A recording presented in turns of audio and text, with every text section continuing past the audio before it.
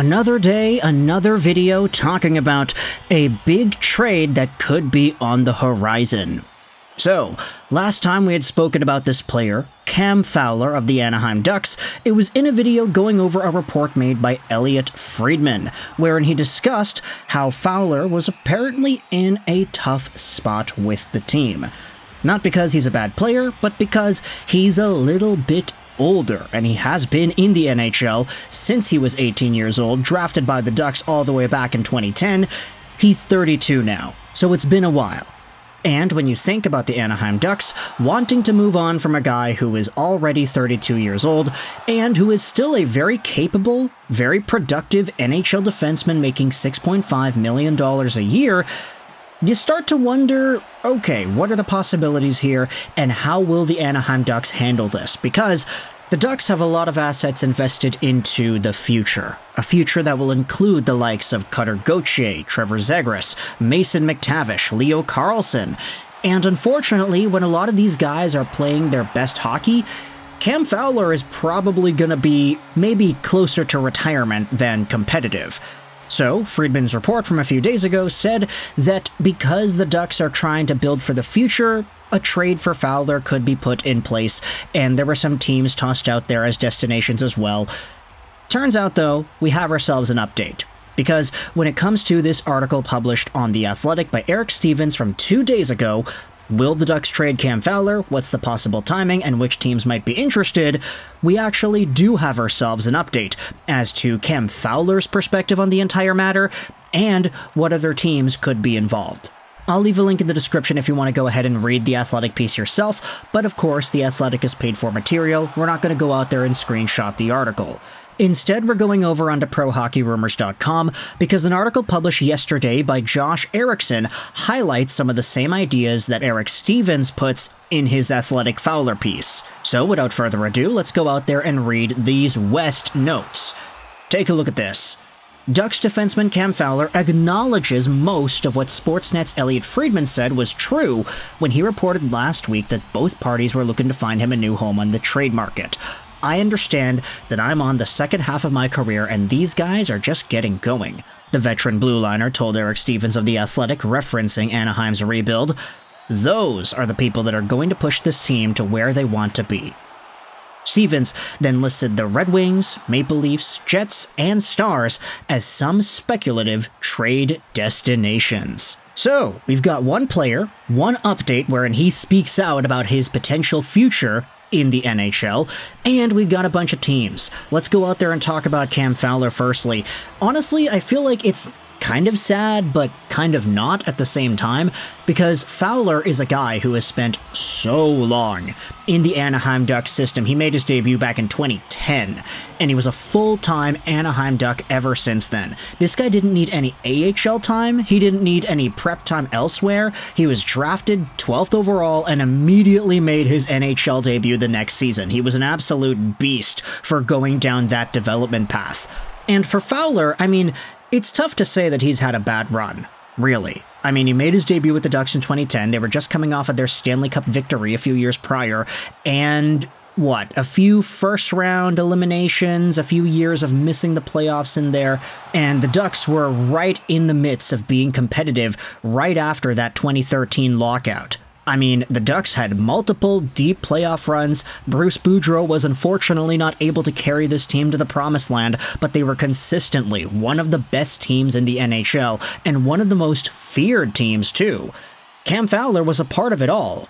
And after the Ducks stopped being competitive, post-Ryan Getzlaf, post-Corey Perry, post-Bobby Ryan years, Fowler was still there, and kicking too. He was making production happen, he was working it from the blue line, he was still good.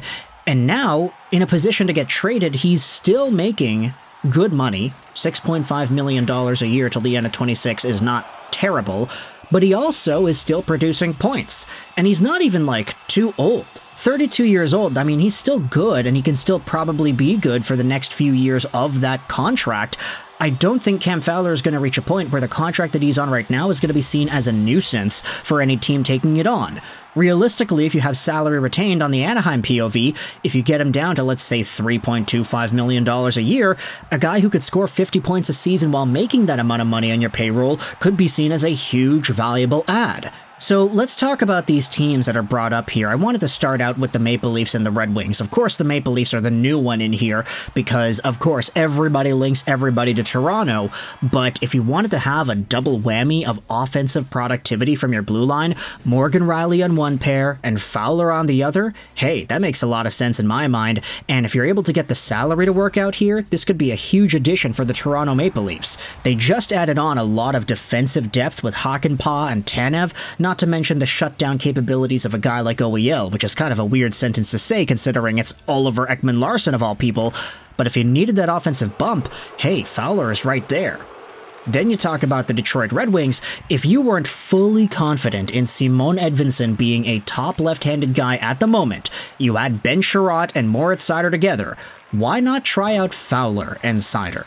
The two getting put together on the same pairing. Guys who can move the puck, guys who can be mobile, guys who can just make things happen in a positive way, lessening the load on a guy like Ben Chiarot. Maybe you reunite him with Jeff Petrie, who really knows. You give Simon Edvinsson sheltered minutes as well, and for the final 2 remaining years of Fowler's contract, you let him be the guiding light on your left side decor. There's a lot of options here with Fowler as a potential Detroit Red Wing, and if you wanted to say that you needed a power play guy right away, you're not confident that Erik Gustafsson can be that player, you don't think Mo Seider is suited for that role, Fowler can do that easy. Now, of course, that might be a little bit of a prohibitive move to take away significant ice time from Mo by giving it to a guy who's 32 years old in Cam Fowler, but if you wanted to talk about improving the quality of the team in 2024-2025, giving your team the best chance it has to winning games, I mean, that's an option.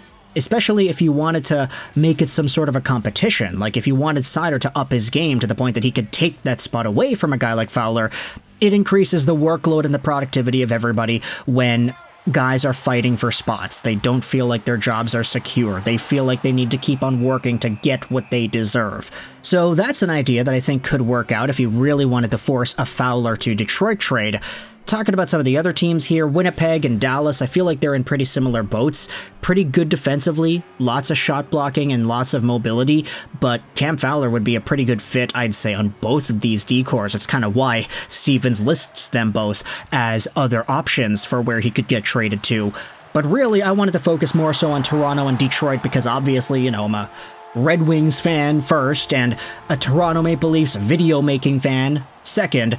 Yeah, no, I'm not going to say I'm a fan of the Leafs, but I do like making videos about the Leafs. It's always fun to go out there and explore.